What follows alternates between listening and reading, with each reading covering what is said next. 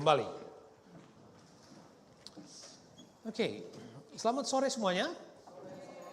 Apa kabar semua saudara? Baik, puji Tuhan. Oke, senang sekali kita kembali boleh beribadah. Hari Minggu buat kita, kalender mencatat bahwa itu adalah hari Minggu yang biasa. Tapi sadarkah kita di tempat yang lain, hari Minggu itu begitu sangat mahal buat mereka. Di tempat yang lain, hari Minggu bahkan menjadi tempat yang atau waktu yang sangat menyeramkan. Kenapa saya berani katakan demikian? Saya hanya ingin mengatakan kepada saudara bahwa kita di bangsa ini, kita memiliki kebebasan untuk berhari Minggu dalam sukacita. Ya, kita boleh beribadah, kita boleh memuji Tuhan dengan leluasa. Dan itu semua adalah karena anugerah Tuhan di hidup kita. Nah, mari kita belajar menikmati apa yang Tuhan beri dalam hidup kita. Setiap kepercayaan, setiap berkat yang Tuhan beri dalam hidup kita, semuanya harus kita syukuri, ya. Dan kita harus bertumbuh kepada pengalaman itu. Puji Tuhan. Saudara, minggu yang lalu kita juga sudah sedikit belajar tentang taat yang dewasa, menjadi taat yang dewasa. Dan poin pentingnya adalah bagaimana gereja Tuhan, seperti halnya yang saya sampaikan bahwa cita-cita dari pelayanan kita, cita-cita dari gereja ini bukan menjadi besar dan menjadi banyak. Tentu kita senang ya memiliki pengalaman itu. Maaf saudara. Ya tentu kita senang memiliki semua pengalaman itu, tetapi terlebih dari semuanya, cita-cita atau tujuan atau puncak dari pelayanan kita adalah pribadi Yesus. Ya. Jadi Yesus harus menjadi ujung dari perjalanan rohani kita. Jadi kita harus memiliki hasrat yang kuat untuk berjumpa dengan Yesus, ya. Sorga itu adalah perjumpaan dengan pribadi Yesus, ya. Sorga itu bukan tempatnya, tapi perjumpaan dengan pribadi Yesus. Sebab di mana ada Yesus, di situ kita nikmati suasana sorga. Nah, penting untuk kita belajar mengenal Yesus. Mari, saudara, hari ini saya coba memberi judul sharing, berjalan di dalam nama Tuhan. Berjalan di dalam nama Tuhan. Mika pasal yang keempat, ayat yang kelima. Mika pasal 4, ayat yang kelima. Biarpun segala bangsa berjalan masing-masing demi nama Allahnya, tetapi kita akan berjalan demi nama Tuhan Allah kita untuk selamanya dan seterusnya. Di sekitar kita banyak orang yang gak kenal Tuhan, yang jauh dari Tuhan, yang acuh tak acuh dengan Tuhan. Bahkan ada orang yang menganggap bahwa aktivitas pekerjaan, aktivitas profesionalnya, hobinya itu seolah-olah menjadi agamanya, menjadi Tuhannya. Dan banyak lagi keunikan yang ada di sekitar kita. Tapi Alkitab dengan tegas mengingatkan kepada kita akan berjalan demi nama Tuhan Allah kita untuk selamanya dan seterusnya. Ini loh yang harus kita hidupkan di dalam diri kita. Supaya kita tidak saja menjadi orang Kristen yang sesaat jadi orang Kristen, tapi kita menjadi orang Kristen yang selamanya orang Kristen, sekali Yesus tetap Yesus. Itu tujuan, itu perjalanan rohani saya dan saudara.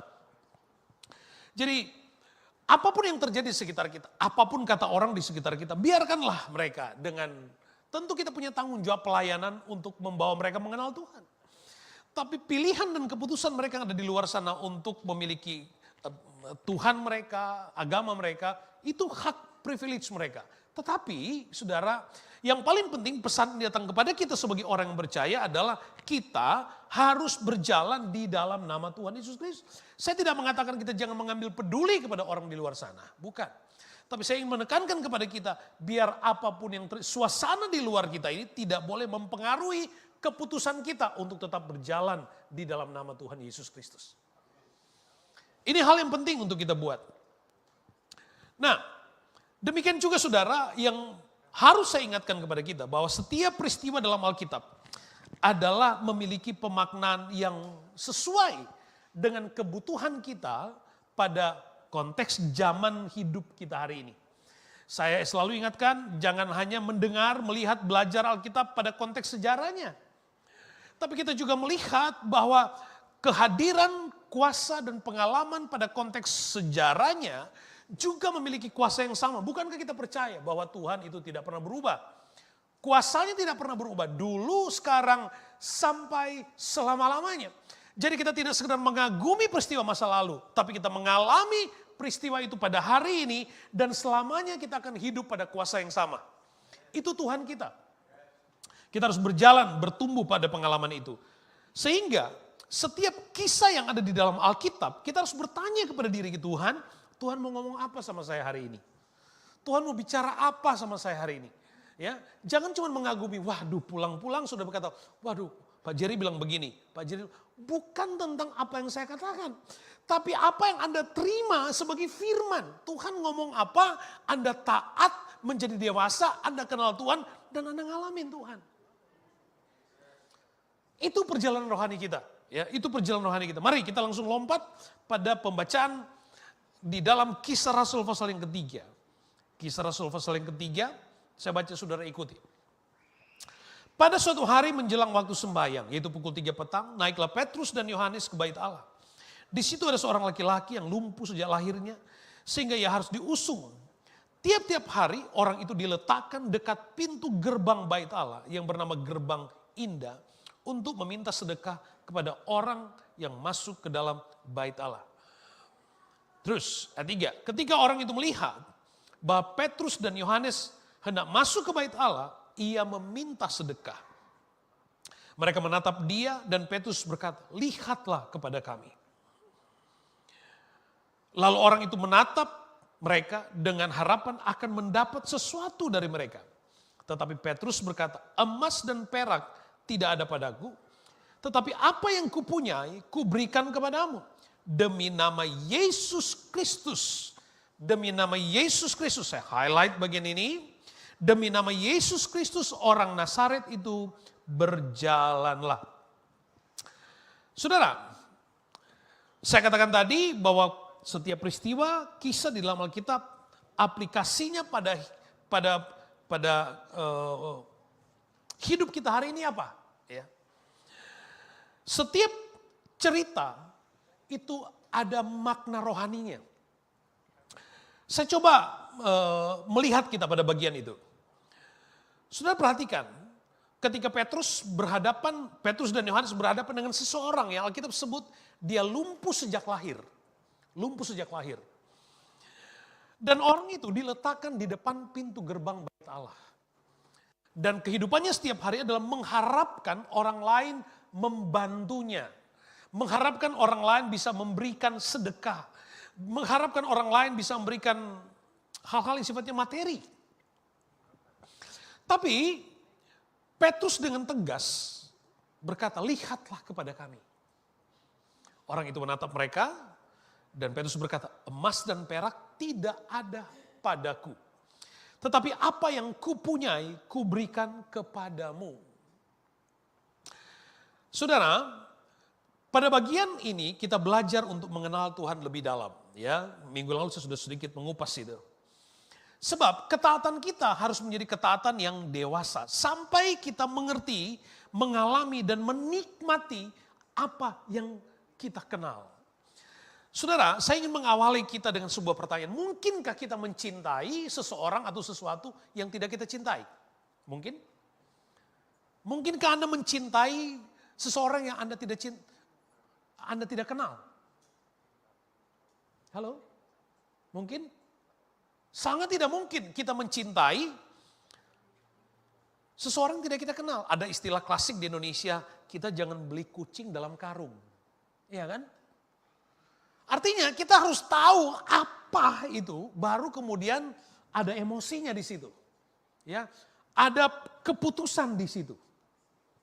Demikian juga saudara, yang saya ingin bawa kepada jemaat Tuhan, baik Brisbane dan Gold, tadi pagi saya sharing hal yang sama, bahwa yang paling penting buat kita dalam pelayanan dalam gereja ini adalah mengenal Tuhan.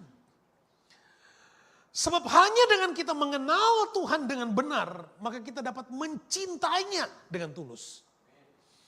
Dan hanya dengan mencintainya dengan tulus, maka kita memiliki hasrat yang hidup untuk mampu dapat melakukan apapun juga untuk Tuhan. Kalau kita enggak kenal, saya khawatir cinta kita itu bukan cinta yang tulus. Kalau kita enggak kenal Tuhan dengan benar, saya khawatir cinta kita itu, saya nggak usah bilang cinta yang palsu, tapi cinta yang tidak sempurna. Nah, secara spiritual, kita ini semua dilahirkan sebagai manusia yang berdosa. Berdasarkan konteks ini kita disebut sebagai orang yang lumpuh secara spiritual. Kenapa disebut lumpuh secara spiritual? Artinya kita yang tidak bisa berdiri sendiri kepada pengharapan akan masa depan. Gak bisa. Jadi secara spiritual kita dilahirkan lumpuh. Kita dilahirkan sebagai manusia yang berdosa. Kenapa saudara? Karena kita yang adalah keturunan Adam dan Hawa, kita sudah berdosa dari sana. Ada dosa warisan. Kita manusia yang berdosa. Nah, kita dilahirkan sebagai manusia yang berdosa, yang tidak memiliki kemampuan untuk menikmati sepenuhnya tentang pribadi Allah. Mengenali pribadi Allah, mengalami pribadinya dengan benar. Nggak bisa. Dan dosa itu jugalah yang membawa manusia semakin jauh dari Tuhan. Dosa itulah yang membuat manusia kehilangan kemampuan untuk dapat melihat lebih jauh, menikmati lebih dalam tentang pribadi Yesus. Nah, Alkitab menyebut orang yang lumpuh ini sejak lahir. Dan hidupnya setiap hari diletakkan di depan pintu gerbang Bait Allah. Apakah ini hanya sekedar sebuah kisah? Enggak. Ini sebuah peristiwa dengan pemaknaan rohani yang sebisa mungkin kita bisa menangkap maksudnya. Lumpuh rohani dibawa di Bait Allah, tapi hanya mengharapkan kebutuhan yang sifatnya materi. Saya pernah berkhotbah tentang hal ini berapa tahun yang lalu. Orang lumpuh secara rohani adalah orang yang berhenti di pelataran. Seperti orang ini. Dia tinggal di luar Bait Allah. Dia tidak pernah memiliki pengalaman betapa besarnya pengalaman dalam kuasa pujian penyembahan. Dia tidak pernah menikmati kuasa firman itu. Dia tinggal di luar. Nah, saya mau katakan begini. Orang yang orientasi kehidupannya hanya berorientasi kepada hal-hal yang sifatnya materi, sesungguhnya dia adalah lumpuh secara rohani. Kenapa? Karena dia tidak memiliki hasrat yang cukup kuat untuk membawanya masuk kepada pribadi Kristus melalui pujian, melalui penyembahan, melalui pelayanan, melalui pengenalan tentang firman. Makanya pada waktu dia mengharapkan Petrus dan Yohanes akan memberikan sedekah, Petrus berkata, coba kamu lihat ke kami. Dan waktu dia menatap hamba-hamba Tuhan ini, dia menatap mereka dengan harapan hamba-hamba Tuhan ini bisa memberikan emas, perak, makan, minum, dan kebutuhan-kebutuhan lain seperti halnya yang dimiliki oleh orang lain. Tetapi Petrus berkata, emas dan perak aku gak punya, kami gak punya. Tapi apa yang ada pada kami, apa yang ada padaku, itu yang aku berikan. Itu yang kami berikan. Saya pribadi tidak dapat menjanjikan hal-hal yang materi. Dan gereja ini juga tidak menjanjikan kepada saudara tentang emas, perak, bukan. Kita tidak mengakui teologi kemakmuran. Enggak sama sekali. Ya, kita menolak teologi kemakmuran. Tetapi teologi pengalaman dalam pengenalan yang benar tentang Yesus dan percaya Yesus sebagai sumber berkat dan kehidupan bagi orang percaya kepadanya. Itu yang benar. Bukan kepada teologi kemakmuran, tapi teologi kepada pengenalan tentang Yesus yang adalah sumber berkat itu. Itu yang benar. Nah, kepada pengenalan kepada pribadi Yesus yang adalah sumber berkat, saya tidak katakan saudara jangan salah tanggap, jangan saudara berpikir, berarti kita ke gereja nggak usah minta berkat. Boleh-boleh aja, boleh-boleh aja. Tapi yang saya mau tekankan adalah ada hal yang lebih penting dari sekedar apa yang kita mimpikan. Minggu lalu kita bicara kita harus punya orientasi kerajaan Allah. Jangan berorientasi kepada hal-hal duniawi terus-menerus, tapi kepada orientasi kepada kerajaan Allah. Kepada pikiran Kristus, kepada kehendak Kristus. Itu yang terbaik. Petrus berkata, kami gak punya materi itu, tapi apa yang ada pada kami, itu yang kami beri. Mungkinkah kita membagikan apa yang tidak kita punya? Mungkin? Sama halnya dengan pertanyaan tadi, kita tidak mungkin mencintai sesuatu atau seorang yang tidak kita kenal. Demikian juga kita tidak dapat membagikan apa yang tidak kita miliki. Kalau gereja ini hanya mengejar memiliki hal-hal materi untuk dapat dibagi kepada saudara, maka saudara pasti akan memilih tempat yang lain. Karena tempat yang lain lebih punya banyak mungkin. Tapi yang kita punya di gereja ini, apa itu? Pengenalan.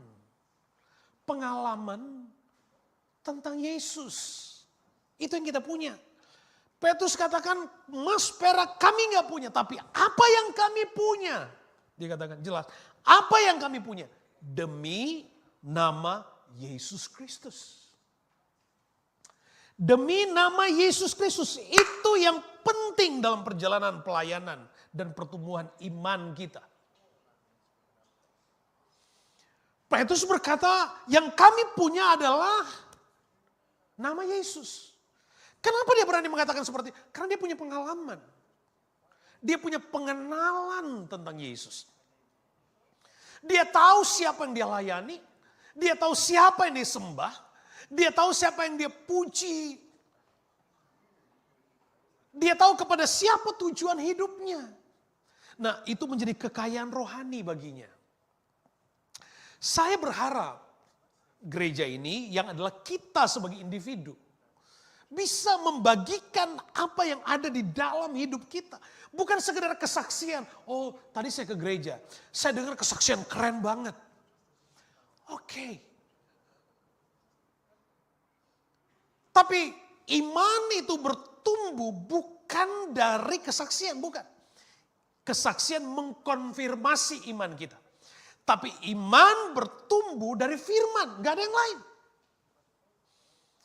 Jadi saya berharap waktu Anda pergi keluar di marketplace Anda, di lingkungan Anda, maka yang Anda bagi kepada orang lain, yang orang lain terima dari Anda adalah, sudah perhatikan setiap kali kita doa, saya suka bilang begini kan, biarlah hidup kita menjadi representasi Kristus. Artinya orang lain bisa lihat Yesus dalam diri kita.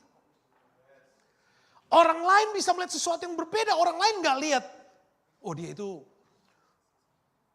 punya kapasitas finansial.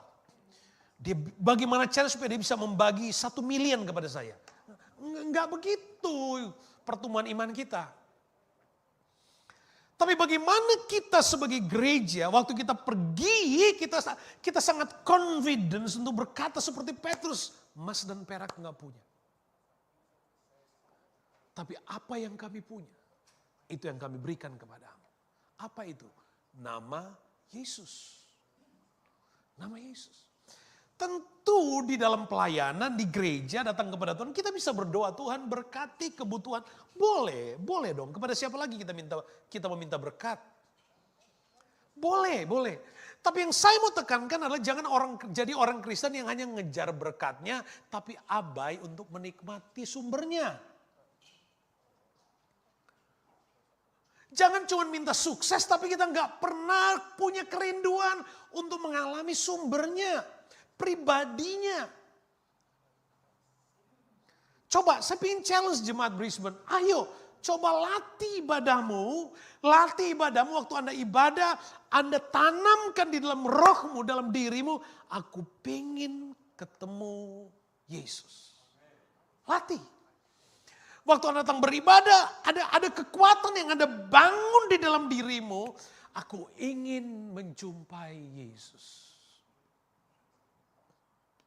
Asal ku jamah saja ujung jubah Yesus. Punya kerinduan itu loh saudara. Dan saudara akan amazed dengan pengalaman itu. Temukan Alami, nikmati. Jangan jadi orang Kristen yang saya gambarkan dalam kisah tadi, orang lumpuh. Yang hanya tinggal di pelataran, dia gak pernah masuk ke dalam. Gak ada kerinduan di dalam. Gak punya kerinduan dan hasrat yang cukup kuat untuk masuk kepada pengenalan tentang Tuhan. Kalau berdoa di gereja, jangan begitu ada duduk, Tuhan, Engkau tahu segala sesuatu. Tuhan tahu masalah saya. Iya, Tuhan tahu masalah kita. Atau datang pada Tuhan, datang Tuhan. Aku perlu, ini listnya Tuhan. Enggak sempat saya ngomong, tapi ini listnya. Tentu boleh. Tentu boleh. Tapi yang saya mau tekankan, kita harus lebih serius dari sekedar menginginkan hal-hal itu. Sebab kalau kita temukan sumbernya, maka kita akan kagum dengan pengalamannya. Jadi jemaat Tuhan yang cinta Yesus, jemaat Tuhan yang rindu ketemu Yesus. Jemaat Tuhan yang benar kalau dia bilang aku cinta Yesus, dia benar-benar mencintai Yesus karena dia mengenal pribadinya. Kita gak main gereja-gerejaan, ini udah akhir zaman, Tuhan sudah mau datang. Saudara pikir kita, udah banyak orang negara udah mulai ngomong perang dunia ketiga, kita masih main-main sama Tuhan. Saatnya kita kenal Tuhan dengan benar. Cari Tuhan dengan sepenuh hati.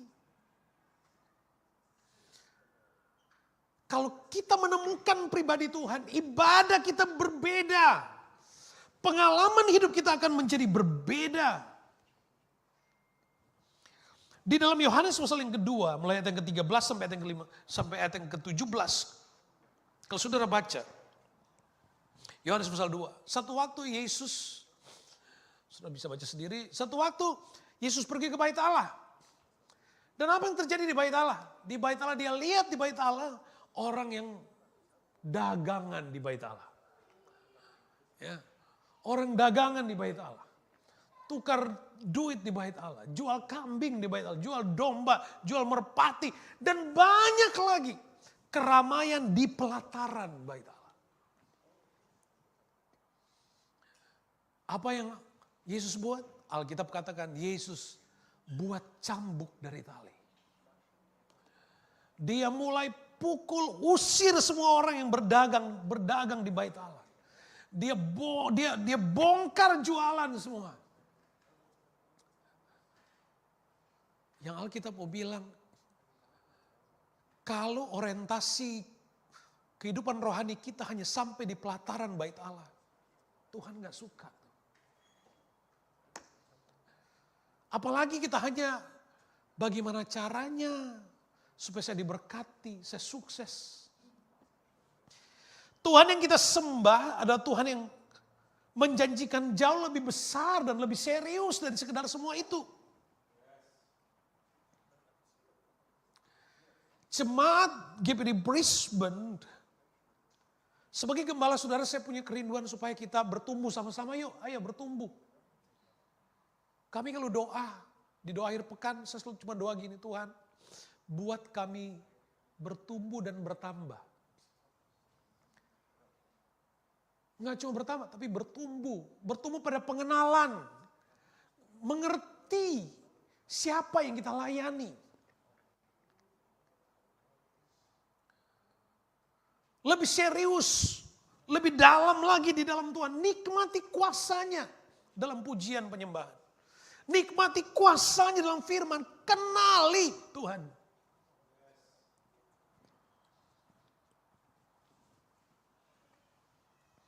Emas dan perak tidak ada padaku, tapi apa yang kupunyai kuberikan kepadamu.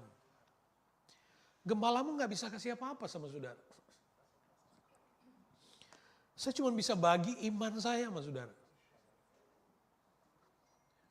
Saya selalu bilang yang kami punya hanya iman kepada Allah yang hidup, kepada Tuhan Yesus Kristus. Itu yang kami ingin impartasikan kepada jemaat untuk hidup oleh iman. Percaya kepada Tuhan Yesus Kristus. Pegang ini baik. Itu cara satu-satunya untuk kita bertumbuh di dalam Tuhan. Miliki sesuatu, percaya itu, hidupi itu, bagikan itu kepada orang lain. Bagikan itu kepada orang lain. Petrus memiliki itu. Dia berani membagi itu. Kalau sudah lihat kehidupan Petrus, sampai di akhir hidupnya, komitmennya ekstrim banget. Bahkan dia yang memutuskan bagaimana cara dia mati waktu dia dihukum mati. Mau mati disalib, dia merasa nggak layak kalau salibnya persis kayak Yesus. Dia salib kepala di bawah. Itu komitmennya. Kenapa? Karena dia mengenali, seseorang yang mengenali Tuhan dengan benar, dia berani melakukan apapun juga. Kenapa? Karena alasannya cinta. Bukankah definisi dari banyak orang, apa itu cinta? Maka urutan nomor 1, cinta itu adalah pengorbanan. Lah ya, ya kan? Kalau kita cinta Tuhan, ibadahmu berbeda, pelayananmu berbeda, cara kita beribadah, cara kita melayani itu berbeda. Bukan cuma bagaimana waktu kita datang kepada Tuhan, tapi efek atau berkat atau upah dari cara kita yang benar mengenali Tuhan, itu akan terlihat. Di Gold Coast,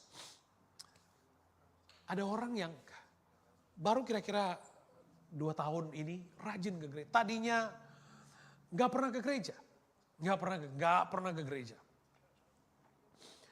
Dia cuma bilang sama saya begini, thank you Jerry, kamu sabar menunggu selama 20 tahun, 25 tahun. Selama kami ada di Australia, kami sudah kenal orang ini. 2 tahun lalu dia mulai datang ke gereja. Tahun lalu apa 2 tahun lalu? 2 tahun lalu. Dia bilang, saya akan coba datang ke gereja sebulan sekali. Datang sekali. Minggu berikut dia datang lagi. Sudah bukan sebulan sekali, tapi 2 kali. Minggu berikut dia datang lagi. Dan akhirnya setiap minggu dia datang. Dan hidupnya mulai berubah. Keluarganya bisa melihat. Keluarganya ngomong sama saya, terima kasih banget. Dia berubah banget. Jadi seseorang yang mau belajar mengenal Tuhan dengan benar atau serius, dia pasti berubah. Dia pasti berubah. Dan Anda akan mengalami dalam kehidupanmu perubahan yang besar, yang Anda sendiri nggak tahu seperti apa, tapi perubahan itu adalah perubahan kepada sesuatu yang lebih positif. Perubahan kepada sesuatu yang lebih baik. Dan itu akan terjadi waktu kita belajar mengenal Tuhan. Saudara, ada satu cerita, kenapa kita harus baca Alkitab?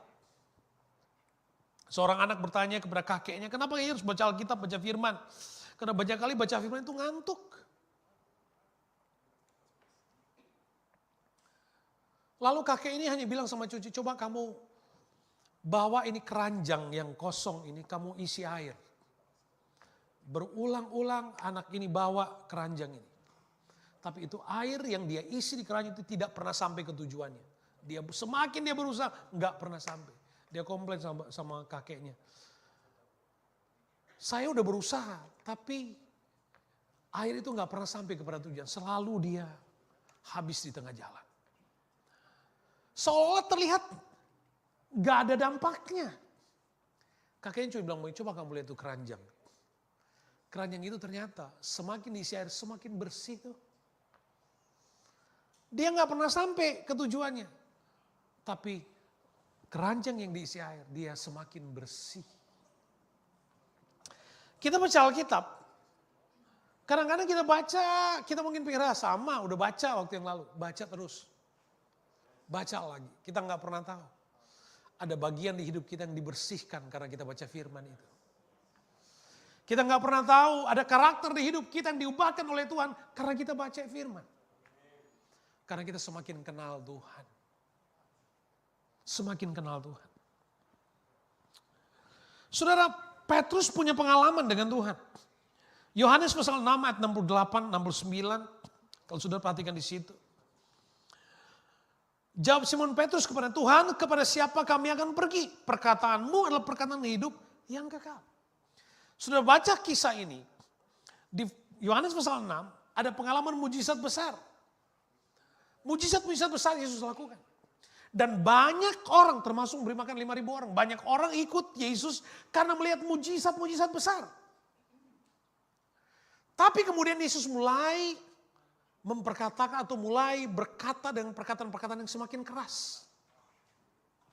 Khotbah-khotbah yang keras ya, mulai menyinggung, ya, mulai menyindir. Nah itu mulai membuat orang gak nyaman tuh. Dan Alkitab mencatat di dalam Yohanes pasal 6 ayat-ayat sebelumnya.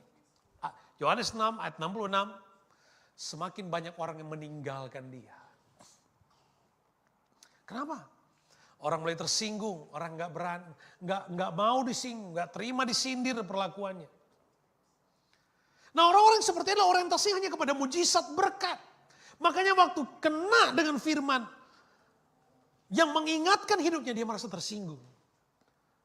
Gak mau melayani, tinggalkan gereja, pindah gereja dan seterusnya. Lalu Yesus ngomong begini, Yesus gak bilang, ya kenapa pergi? Enggak. Yesus ngomong ke murid-muridnya, Yesus katakan begini, apa kamu gak mau pergi juga? Ayat yang ke-67, saudara baca. Apa kamu gak mau pergi juga? Tetapi Petrus di ayat yang ke-68 dia katakan, kepada siapa lagi kami akan pergi? Perkataanmu adalah perkataan hidup, haleluya. Gini loh, cara bertumbuh yang benar dalam Tuhan. Semakin anak cinta Tuhan, hatimu semakin terjaga. Nggak mudah tersinggung lah. Semakin setia, semakin disinggung, dia semakin mengerti bahwa Tuhan mencintainya. Semakin taat dia, semakin dekat, semakin jatuh cinta dia. Di Injil Matius pasal 16, ayat 15. Yesus bertanya kepada murid-muridnya. Tetapi apa katamu, siapakah aku ini? Jawab Simon Petrus, engkau adalah Mesias, anak Allah yang hidup. Kata Yesus kepadanya, berbahagialah engkau Simon bin Yunus, sebab bukan manusia yang menyatakan itu kepadamu, melainkan Bapakku yang di sorga. Petrus katakan kepada orang lumpuh, kami gak punya materi, tapi yang kami punya, itu yang kami beri. Apa itu? Demi nama Yesus. Demi nama Yesus bangkit dan berjalan. Demi nama Yesus yang kami kenal, yang adalah perkataannya adalah perkataan hidup. Demi nama Yesus, anak Allah yang hidup. Itu pengenalannya.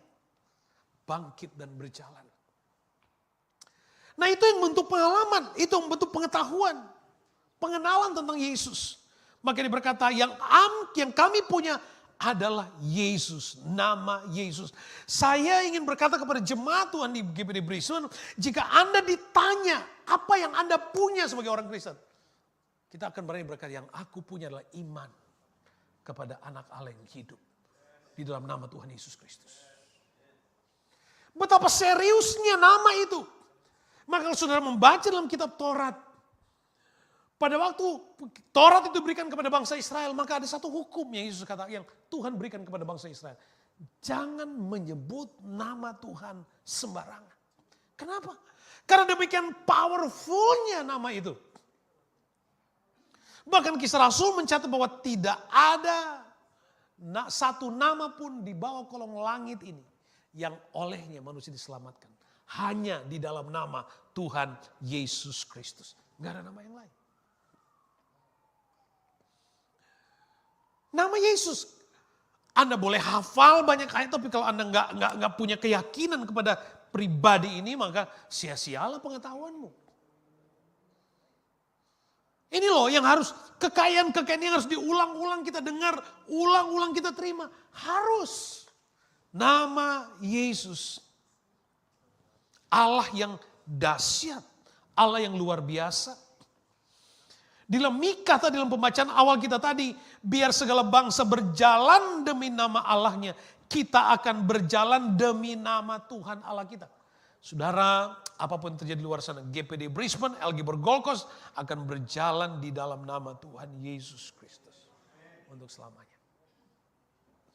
Saya akan tetap berjalan di dalam nama Tuhan Yesus Kristus, apapun usaha dunia untuk menggagalkan perjalanan iman kita. Orang lain mungkin menggunakan nama ini sebagai sebuah makian. Tapi bagi kita nama Yesus itu powerful. Nama Yesus itu powerful. Saudara ingat di dalam 1 Samuel pasal 17 ketika Daud menghadapi Goliat. 1 Samuel 17 ayat 45. Waktu Daud menghadapi waktu Daud menghadapi Goliat. Daud menghadapi Goliat. Sekali lagi, Daud menghadapi Goliat. Ya, saya habis baca kitab Samuel saudara. Ya, semua kita tahu kisahnya. Bahkan orang nggak percaya Tuhan tahu kisah tentang David dan Goliat. Yang menarik, waktu Goliat datang menantang orang Israel dengan seluruh perlengkapan senjata perangnya. Daud nggak punya itu, nggak punya fasilitas itu. Daud datang. Daud kecil, imut, ya, nggak ada bandingannya lah, underdog dia. Tapi perhatikan baik, waktu Daud berhadapan dengan Goliat, dia katakan begini, engkau mendatangi aku dengan pedang dan tombak dan lembing, tetapi aku mendatangi engkau dengan apa? Dengan nama Tuhan semesta alam. Allah segala barisan Israel yang kau tantang itu. Gereja enggak menawarkan metodologinya, enggak. Simple kok, ikut Tuhan, Anda percaya kepada Tuhan Yesus Kristus. Selamat. Sebab waktu Anda percaya engkau mencintai Tuhan, maka Anda akan hidup sesuai dengan firman-Nya. Anda selamat. Daud menghadapi peperangan besar. Dia nggak datang dengan dia nggak cerita ke Goliat. Sehingga takut sama saya. Beruang takut sama saya. Dia cerita ke Saul itu.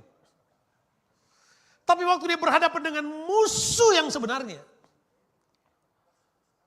dia nggak bawa kesaksiannya, tapi dia bawa nama Tuhannya. Aku datang demi nama Tuhan. Saudara, kalau ketika kita berhadapan dengan situasi apapun juga yang pikiran dan hati kita bilang berat, saya mau bilang begini, saya mau bagi sama saudara. Hadapi itu dengan nama Tuhan. Hadapi itu dengan nama Tuhan pencipta alam semesta.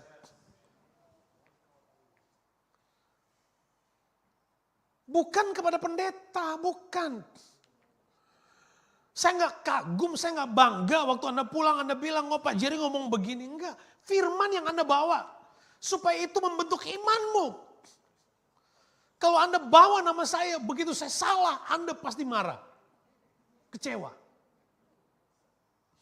Yang Anda bawa firman, itu yang Anda bawa pulang supaya imanmu bertumbuh.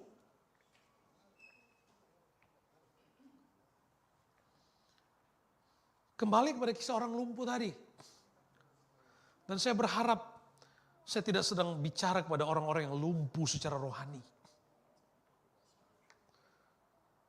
Tetapi kalaupun demikian, kenali Tuhan, bertumbuh lebih dalam. Seperti orang lumpuh ini akhirnya. Waktu Petrus berkata, demi nama Tuhan, bangkit dan berjalanlah. Itu enggak terjadi seketika aja. Tapi ada proses di dalam diri dari orang lumpuh itu. Apa itu? Perhatikan ayat yang ke-16. Petrus mempertanggungjawabkan itu. Kisah 3 ayat 16. Dan karena kepercayaan dalam nama Yesus. Haleluya. Dan karena kepercayaan dalam nama Yesus, maka nama itu telah menguatkan orang yang kamu lihat dan kamu kenal ini. Dan kepercayaan itu telah memberi kesembuhan kepada orang ini di depan kamu semua. Haleluya.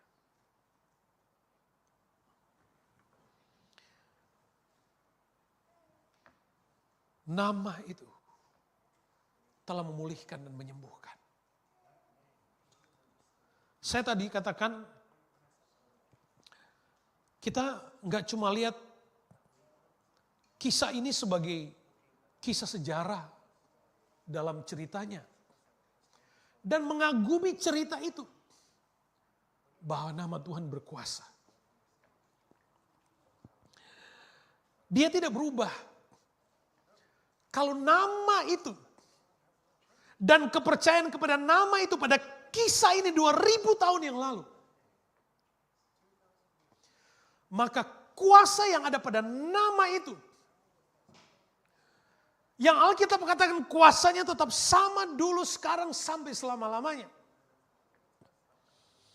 Maka kepercayaan kita kepada nama itu, pengenalan kita kepada nama itu, tetap memiliki otoritas dan kuasa yang sama, yang sanggup hadir di dalam kehidupan kita masing-masing pada konteks kebutuhan dan pergumulan kita masing-masing. Ada kuasa di dalam nama itu. Beranilah untuk mengatakan di dalam diri kita, dalam keluarga kita, dalam doa dan pergumulan kita. Di dalam nama Tuhan Yesus Kristus. Sudah pernah nonton ada kisah di YouTube? Seorang penjaga toko perhiasan. Tiba-tiba ada rampok datang. Sudah pernah nonton itu?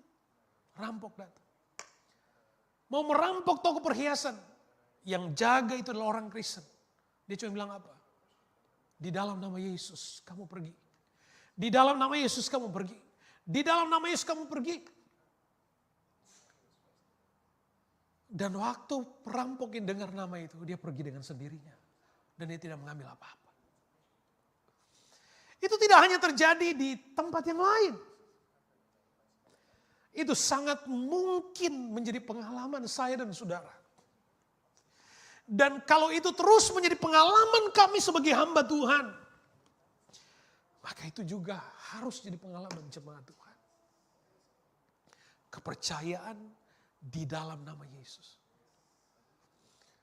Anda mungkin bertanya, jadi haruskah saya menggunakan nama itu waktu saya sedang ujian? Iya dong, harus. Waktu saya sedang bekerja, iya. Waktu saya menghadapi persoalan hidup, iya. Waktu saya menghadapi persoalan dalam rumah tangga, iya. Di dalam nama Yesus. Kepercayaan kepada nama itu mendatangkan perubahan besar.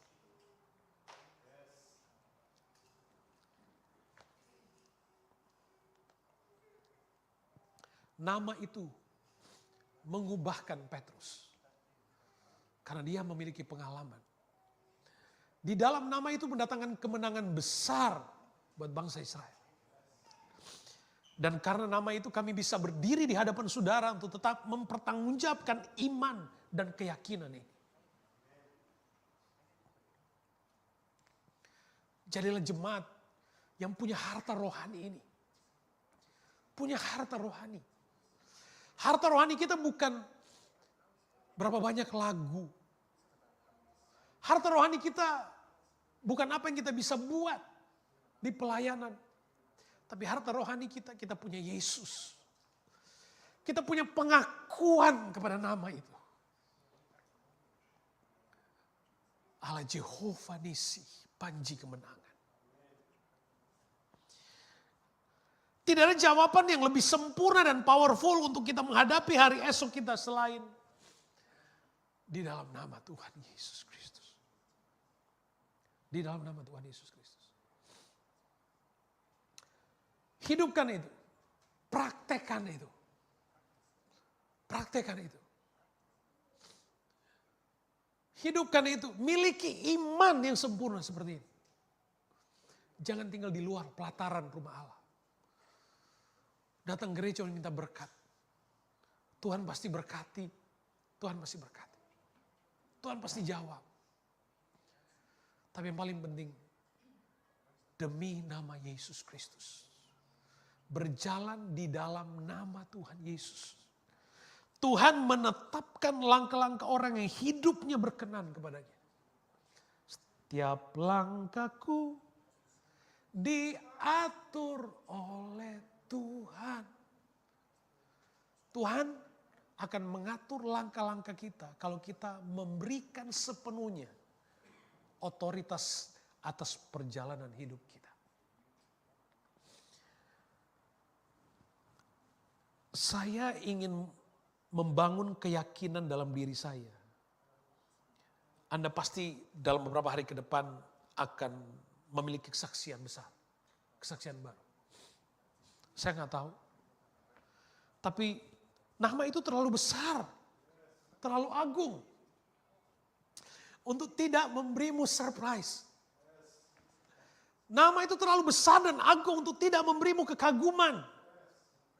Nama itu mulia untuk setiap langkah-langkah hidup kita. Dia manis di setiap keputusan hidup kita. Dia agung di setiap rencana kita.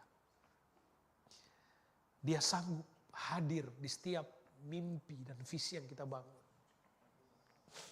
Dia dapat menyelesaikan setiap persoalan hidup kita. Karena dia adalah Allah yang besar. Di dalam nama Tuhan Yesus Kristus. Yang perkataannya adalah perkataan hidup dan kekal. Anak Allah yang hidup. Kita bangkit berdiri bersama. Haleluya, puji Tuhan.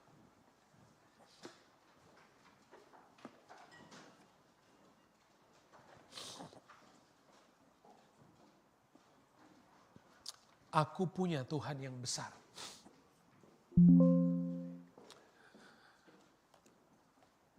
Belajar kenal Tuhan. Saya, kalau sudah perhatikan, di dalam banyak kali khotbah-khotbah saya terus mengulangi hal ini. Pengenalan tentang Tuhan itu penting. Sebab pengenalanmu adalah ukuran dari imanmu. Haleluya.